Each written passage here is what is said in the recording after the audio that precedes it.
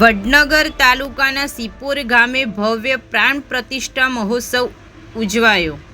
વડનગર તાલુકાના સિપોર ગામે હરસિદ્ધિ માતાજી અને વીર મહારાજના નવા મંદિરના નિર્માણને અનુલક્ષીને ત્રિદિવસીય પ્રાણ પ્રતિષ્ઠા મહોત્સવ ભવ્ય રીતે ઉજવાયો હતો।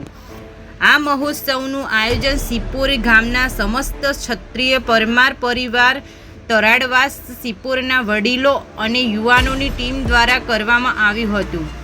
10મી તારીખથી શરૂ થયેલા આ મહોત્સવ 13મી તારીખ સુધી ચાલી રહ્યો હતો, જેમાં અનેક રાજકીય આગેવાનો, સામાજિક કાર્યકરો તેમજ ધર્મપ્રેમી જનતાએ મોટી સંખ્યામાં હાજરી આપી હતી। આ અંગે રમેશજી ઠાકોર વકીલે માહિતી આપી હતી।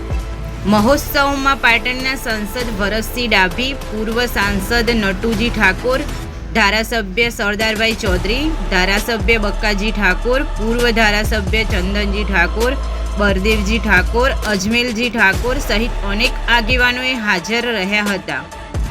સાથે જ ભામાશા મંગાજી ઠાકોર, જિલ્લા ડેલિગેટ યશવંતસિંહ રાઠોડ, કોંગ્રેસ અગ્રણી મુકેશભાઈ દેસાઈ, મહેશભાઈ પટેલ, બાબુજી ઠાકોર લીમડી, એનડી ચૌધરી, ઉનાદ કાનજી ઠાકોર વડનગર અને સુરેશભાઈ કાપડિયા સહિત અનેક મહાનુભાવો ઉપસ્થિત રહ્યા હતા। મંદિરની સેવાકીય પ્રવૃત્તિઓ માટે દાતાશ્રીઓ તરફથી લાખો રૂપિયાનું દાન આપવામાં આવ્યું હતું, જે મંદિરના વિકાસ માટે ઉપયોગમાં લેવામાં આવશે। સમગ્ર ધાર્મિક વિધિઓ આચાર્ય રમણભાઈ પંડ્યા અને કર્મકાંડ આચાર્ય અલ્પેશભાઈ જોશીની ટીમ દ્વારા વિધિવત રીતે પૂર્ણ કરવામાં આવી હતી।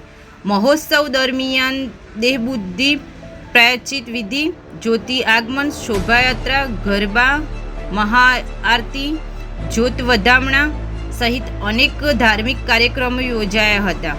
3 દિવસ દરમિયાન શ્રદ્ધાળુઓ માટે રુચિ ભોજનની પણ વ્યવસ્થા કરવામાં આવી હતી, જેમાં મોટી સંખ્યામાં લોકોએ પ્રસાદનો લાભ લીધો હતો। વધુ સમાચારો અને અપડેટ્સ માટે જોતા રહો online TV news. Renuka Thakor સાથે સુરેશ ઠાકોર અને ફારૂક મેમણ ખેરાલુ।